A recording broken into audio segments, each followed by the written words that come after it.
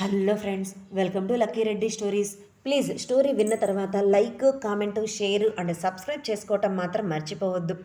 త్రినేత్రం స్టోరీని మొదటి భాగం నుండి వినాలి అనుకుంటున్నారా? అయితే నా ప్రొఫైల్లో ప్లేలిస్ట్లో ఉంటుంది, వినండి. ఇది చిన్న స్టోరీనే, 60 భాగాలు ఉంటుంది అంతే. అది గమనించిన త్రిలోక్, ఏంటి అలా చూస్తున్నావు?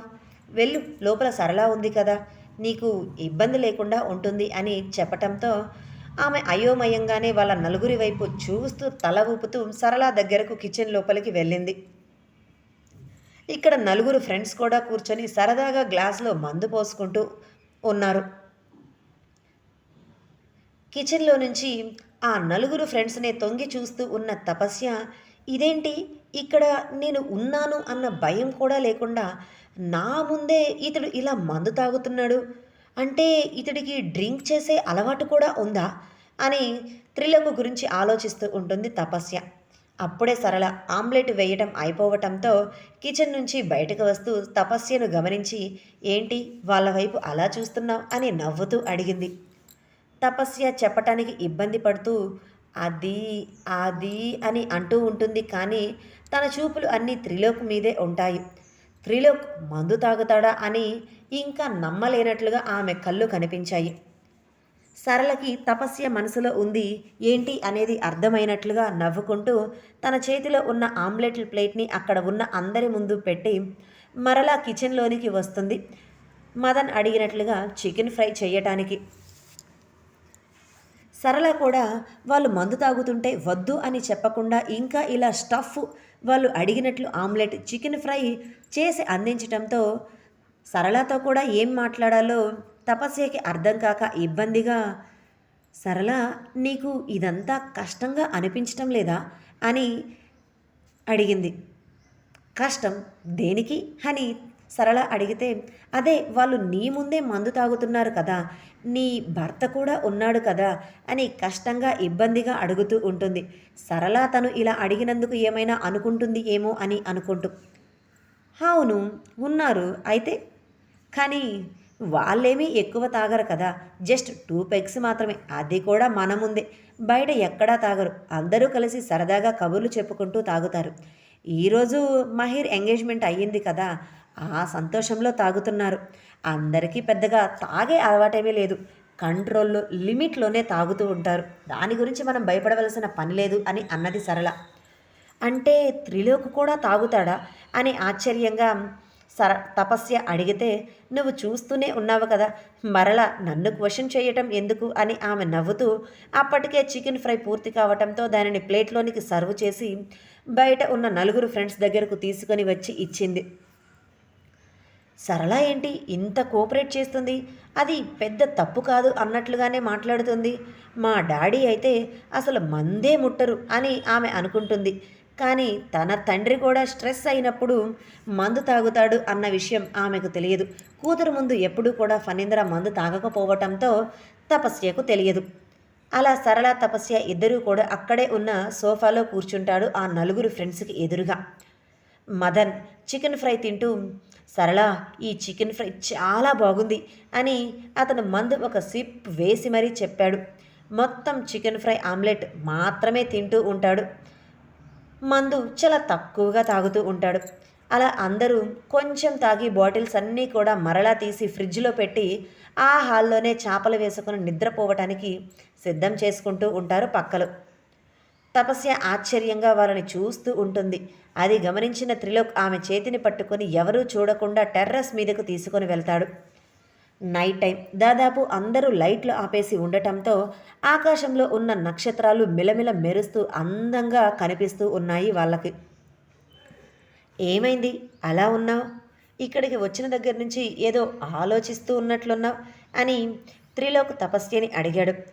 అది మీరు మందు తాగుతున్నారు, సరళ కూడా మీకేమీ అడ్డు చెప్పకుండా ఇంకా ఆమ్లెట్ అని చికెన్ ఫ్రై అని మీరు అడిగింది అడిగినట్లుగా చేసిస్తుంది, అందుకే నాకు చాలా ఆశ్చర్యంగా ఉంది అని అన్నది. అతను నవ్వుతూ, మేము మరీ తాగుబోతులం ఏమీ కాదు, జస్ట్ అలా కొంచెం లిమిట్గా తాగుతాం, అది తనకు తెలుసు, అందుకే అలా సపోర్ట్ చేస్తుంది. ఏ రేపు మనకు పెళ్ళైన తర్వాత నువ్వు సపోర్ట్ చెయ్యవా అని అడిగితే అవును కాదు అన్నట్లుగా తల అడ్డదిడ్డంగా ఊపుతూ ఉంటుంది. ఆ టైంలో తపస్యకు త్రిలోక్ ఏం సమాధానం చెప్పాలో అర్థం కాని తపస్య. అలా ఇద్దరు చాలాసేపు అక్కడే ఉండి మాట్లాడుకుంటూ ఉన్నారు. పద కిందకు వెళ్దాం, మనం ఇద్దరం ఇక్కడ ఉన్నా బాగోదు అనటంతో సరే అంటూ తపస్య త్రిలోక్ ఇద్దరు కిందకు వస్తారు. మయూర్ తపస్య ఉంది అని గ్రహించి తను సరళతో పాటు రూమ్లో పడుకోకుండా బయట ఫ్రెండ్స్తో పడుకుంటాడు. త్రిలోక్ కిందకు వచ్చి అది గమనించి సరళ దగ్గరకు వెళ్ళమని తపస్యకు చెప్తాడు. సరే అంటూ ఆమె సరళ దగ్గరకు రూమ్ లోపలికి వెళ్ళిపోతుంది. ఫణీంద్ర పావని ఇద్దరూ కూడా తెల్లవారేసరికి మహాబలిపురం చేరుకుంటారు. పావని తన పెళ్ళి అయిన 5వ ఏట ఈ ఊరు దాటి అడుగు బయటపెట్టింది. ఆ తర్వాత మరొకసారి ఆ ఊరిలో అడుగుపెట్టే అవకాశం ఆమెకు రాలేదు. ఇదిగో ఇప్పుడే ఆ ఊరిలోనికి అడుగు పెట్టడం, ఎన్నో సంవత్సరాల తర్వాత ఆ ఊరిని చూస్తూ ఉండటంతో ఆమె మనసులో ఒక రకమైన ఆనందం. సూర్యకిరణాలు భూమి మీద పడుతుంది. ఒకప్పుడు ఎంత ఆహ్లాదకరంగా ఉండే ఆ ఊరు వాతావరణం కాస్త ఇప్పుడు చాలా నిర్జీవంగా, డల్గా, తన ఆకృతిని కోల్పోయిన విధంగా కనిపిస్తూ ఉంటుంది. ఆమెకు చాలా బాధగా అనిపిస్తుంది. ఆ ఊరిని అలా చూస్తూ ఉంటే నిర్జీవంగా కనిపిస్తున్నది ఆ ఊరు. ఫణీంద్ర అప్పుడప్పుడు ఇండియా వచ్చి తన తండ్రిని చూసి వెళుతూ ఉంటాడు. ఆ పరిస్థితులు అన్నీ అతనికి తెలిసి ఉండటంతో పెద్ద ఆశ్చర్యంగా ఏమీ అనిపించదు. అతనికి అలా వాళ్ళు చూస్తూ ఉండగానే పెద్ద కోట ముందు కారులో నుంచి దిగుతారు. ఫణీంద్ర పావని ఇద్దరూ రావటంతో అక్కడ ఉన్న పనివాళ్ళు త్వరగా భూపతి గారి దగ్గరకు పరిగెత్తుకుంటూ వెళ్ళి విషయం చెప్పాలి అని చూస్తారు. కానీ ఆయన కళ్ళు మూసుకొని పడుకొని ఉండటంతో ఫణీంద్ర వాళ్ళనే భూపతి రాజా దగ్గరకు తీసుకొని వెళ్తారు. ఏమైంది నాన్నగారికి అని అక్కడ పని వాళ్ళని అడిగితే ఏమో తెలియదు, ఉన్నట్టుండి పడిపోయారు, చాలా నీరసంగా కనిపిస్తున్నారు, డాక్టర్కి ఫోన్ చేస్తే జాగ్రత్తగా చూసుకోండి, నీరసంగా ఉన్నారు, వయసు అయిపోతుంది కదా, హెల్దీ ఫుడ్ పెట్టండి అని చెప్పి వెళ్ళిపోయారు అని పనివాళ్ళు చెప్పారు. అవునా అంటూ తన తండ్రి దగ్గరకు వచ్చి ఆయన చేతిని పట్టుకుంటే అప్పుడు భూపతి రాజా గారు చిన్నగా కళ్ళు తెరుస్తారు. పని వాళ్ళతో చెప్పాడు ఫణీంద్ర వాళ్ళకి ఈ విషయం చెప్పొద్దు అని. కానీ ఇప్పుడు తన ఎదురుగా తన కొడుకు ఉండటంతో పనివాళ్ళు ఖచ్చితంగా ఈ విషయాన్ని తన కొడుకుకు చెప్పి ఉంటారు అని అర్థం చేసుకొని వాళ్ళందరి వైపు కోపంగా చూస్తారు. లేకపోతే విషయం చెప్పకుండా ఎలా ఉంటాం, అది కూడా మీ హెల్త్ గురించి అని పనివాళ్ళు నసుగుతూ ఉండటంతో చిరుకోపంగా వాళ్ళ వైపు చూసి వెళ్ళండి బయటికి అనటంతో పని వాళ్ళందరూ కూడా బయటకు వెళ్తారు. భూపతి రాజా గారి మనసులో ఉన్నది ఒక్కటే బాధ, వాళ్ళు ఇండియాలో అడుగు పెట్టకూడదు అని.